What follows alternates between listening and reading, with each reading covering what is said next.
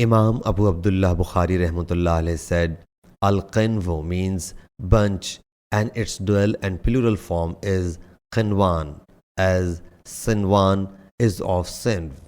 Hazrat Anas radiyallahu anhu reports, some goods were brought to the Prophet sallallahu alaihi wasallam from Bahrain.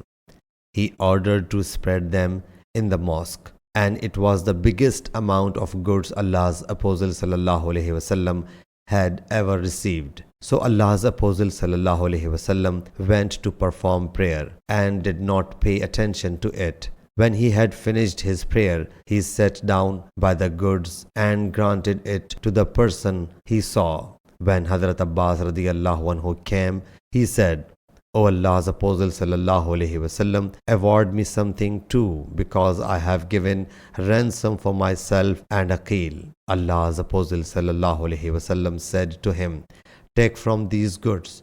He stuffed much of these into his garment, and when he tried to carry it away, he could not do so. He said, O Allah's Apostle sallallahu alaihi wasallam, order someone to help me in carrying it.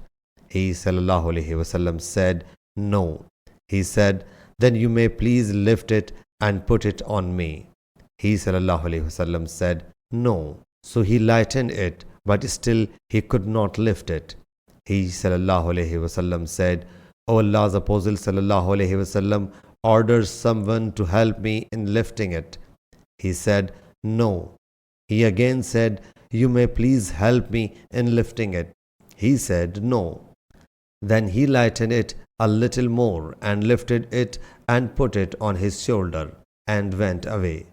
Allah's Apostle sallallahu alaihi wasallam, astonished at his avidity, kept on watching him till he disappeared from our sight.